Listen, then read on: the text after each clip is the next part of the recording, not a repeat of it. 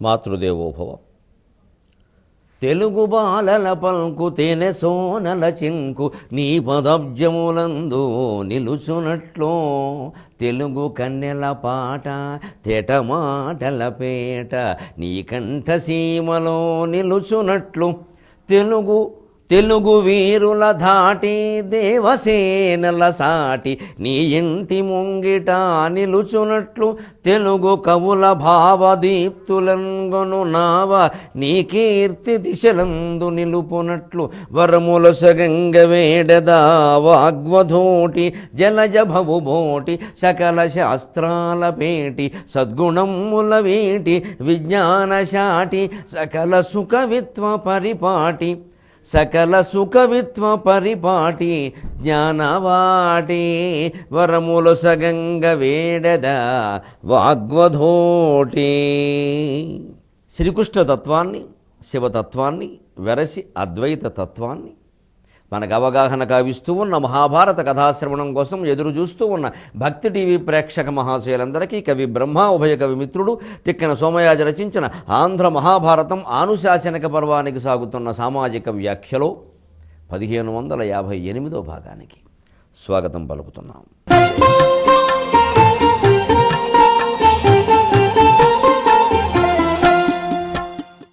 చాలా ఆసక్తికరమైనటువంటి కథలో ఉన్నాం మనం. బ్రాహ్మణ బాటసారి బ్రహ్మరాక్షసుడు చేతుల్లో పడ్డాడు, అయినా బెదరలేదు, అదరలేదు. పంచాక్షరీ మంత్ర పరాయణుడు ధైర్యంగా మాట్లాడాడు. ఎప్పుడైనా పోయేవాళ్ళమేనయ్యా, ఈవేళేదో అలా రాసిపెట్టి ఉందేమో కానీ అన్నాడు.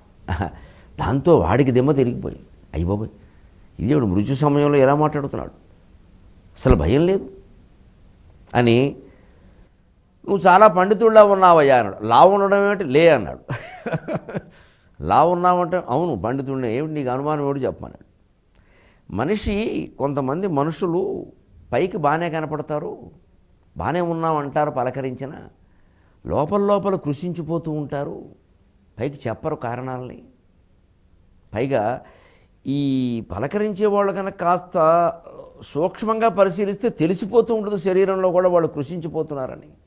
పైకి చెప్పట్లేదు కానీ కళ్ళు లోపలికి పోతూ ఉంటాయి, బుగ్గలు ఉబ్బిపోతూ ఉంటాయి, ఇంకా రకరకాల మార్పులు శరీరంలో వచ్చేస్తూ ఉంటాయి. ఈ కంఠం కింద నునుపు తగ్గిపోయి ఏదో రకరకాల గుంటలు వచ్చేస్తూ ఉంటాయి. తెలిసిపోతుంది కాస్త పరిశీలిస్తే. ఏమయ్యా ఎలా ఉన్నాడు, ఏం లేదు బాగానే ఉన్నాను అంటాడు. కానీ ఏదో కారణం ఉంటుంది కదా.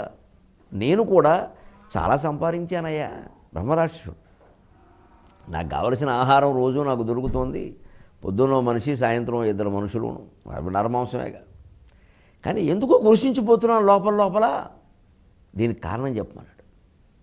ఈ మృత్యు సమయంలో ఇదేమిటండి, చాలా మీకు ఈ పురాణ గ్రంథాలు, తత్వశాస్త్ర గ్రంథాల్లో తరచూ వేదాంత చర్చ బ్రహ్మరాక్షసులకి, వాళ్ళకి పట్టుబడిన జీవులకి, మహారాజులకి, వాళ్ళ గురువులకి జరిగినట్టుగా ఉంటుంది. చాలా చర్చ. ఇది విచిత్రంగా ఉంటుంది. భారతీయ సమాజంలో మాత్రమే ఇది సాధ్యం. ఇక్కడ పూర్వం రాజకీయాల్లో మునిగి తేలవలసిన రాజులు నిమిత్తమాత్రంగా తమ బాధ్యతలను నిర్వర్తించి మిగిలిన సమయమంతా తత్వజ్ఞానం కోసం కేటాయించేవారు. అందుకే అవినీతి ఆ కాలంలో చాలా తక్కువ. ఏదో దోషాలు, పొరపాట్లు ఎప్పుడైనా ఉంటాయి, చాలా తక్కువ. ఇప్పుడు అదే ప్రధానమైపోయింది. ఎందుకంటే అసలు రాజ్య పరిపాలనలో ఉన్నటువంటి రాజకీయ నాయకులకు కానీ, అధికారులకు కానీ ఆ బ్రహ్మజ్ఞానం అనే దాని మీద దృష్టి లేదు అసలు. ఏదో టీవీ పొరపాటును తిప్పితే మా బోటుగాడు ఎవడో ఏదో చెబుతుంటే 2 నిమిషాలు వినడం, అక్కడి నుంచి లేచిపోవడం. మిమ్మల్ని ఎప్పుడో చూసామండి, చూస్తే ఏమిటి, మమ్మల్ని చూడడం వాడు చెప్పేది వినాలి. కానీ కనీసం 1 అరగంట అయినా పూర్తిగా వింటే కొంత తెలుస్తుంది. అప్పుడు దాన్ని అవగాహన చేసుకోవాలి, అన్వయం చేసుకోవాలి, ఆచరణలో పెట్టే ప్రయత్నం చేయాలి. చేయకపోగా అప్పుడప్పుడు వింటూ ఉంటే పాపాలు పోతాయి. ఇదే ఎంతసేపు పాపాలు చేయమని ఎవరు చెప్పారు? వింటున్న దానివల్ల ప్రయోజనం ఉండాలి కదా. పూర్వం రాజులు రాజకీయాల్లో మునిగి తేలిన వాళ్ళ పైగా ఆ రాజుల్లో ఏమండి ఈ మండలాల, జిల్లాల, రాష్ట్రాల ఏమున్నాయండి? నేరుగా రాజు, గ్రామం అంతే. రాజు, గ్రామం, మధ్యలో ఏం లేవు విభాగాలు సుమారుగా. మరి ఎలా పరిపాలించాడు? ఎవరి పరిపాలన వారికి అప్పగించారు, ఎవరి బాధ్యత వారికి అప్పగించారు. పైపైన చూసుకోవడం ఆయన అనవసరంగా వెళ్ళట్లేదు. రాజులు రక్షణ బాధ్యత ఒకటే చూసేవారు. ఉద్యోగాలు ఇప్పించడం, పథకాలు, పింఛన్లు ఇవన్నీ పెట్టుకోలేదు. కేంద్ర ఉపాధి కల్పన పెట్టుకోలేదు. నీ ఉపాధి నువ్వు చూసుకో. నువ్వు చేసుకునే పనికి ఎవరన్నా అడ్డం కల్పిస్తుంటే చెప్పు, నేను వేసేస్తా చట్టం ప్రకారం. అంతే, అది రాజు చేసిన పని. ఇప్పుడు ఇవన్నీ ఎందుకు చేస్తున్నారంటే ఓట్ల కోసం. మళ్ళీ అధికారాన్ని, ఓట్లు ఎందుకు మళ్ళీ అధికారానికి రావాలి. మళ్ళీ అధికారానికి రావడం ఎందుకు? నేనే రాజును కావాలనే భావన ఏమిటి? స్వార్థం మూలం అది. మళ్ళీ మాకు స్వార్థం లేదు, రాజకీయాల్లోకి వచ్చి మేము స్వార్థం కోసం రాలా. ఈ స్వార్థం ఉండబట్టే వస్తాడు ఇప్పుడు, లేకపోతే రానిరాడు. అసలు ప్రజాసేవకు 3 రంగాలు ఉన్నాయి. కారణం ఇది. ఈ మూల కారణం కనుక్కుని మనం మందు వేయాలి. కానీ పైపైన ఏదో ఆ ఇంటిమెంటు రాద్దామంటే ఆ ఇంటిమెంటు లేదు, ఈ ఇంటిమెంటు మొత్తం అన్ని ఇంటి మసి. ఆ ఇంటి మసి ఈ ఇంటికి అంటుకోవడమే ఇంటి మసి. ఉండదు అక్కడ. అసలు కథ ఇది. బ్రహ్మరాక్షసుడు ఈ మాట ఏమిటంటే చర్చ జరిగింది.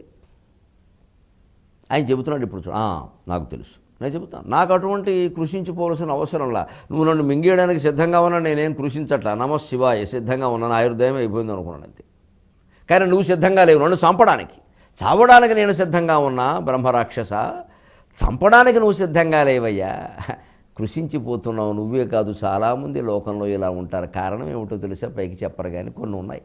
ఉచితంబుగా సభను గడించిన మాట సభ ఈయకొనిమి వల్లభకు నీదు తప్పు తెల్లంబై తాపంబు బొందంగా తీర్పంగ రాకుండా త్రిప్పికొనుట. వల్లభకు నీదు తప్పు తెల్లంబై తీర్పంగ నేరక త్రిప్పికొనుట.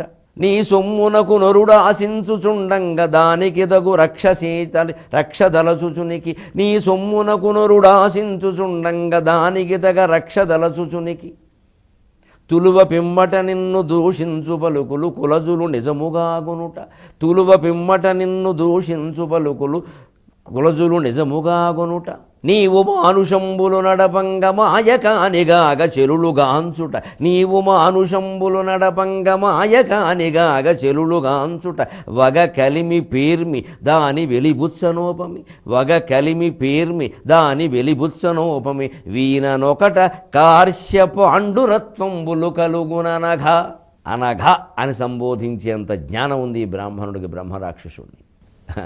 నువ్వు పుణ్యాత్ముడు నాకు తెలుసు, నీ పూర్వజన్మ నాకు తెలుసు.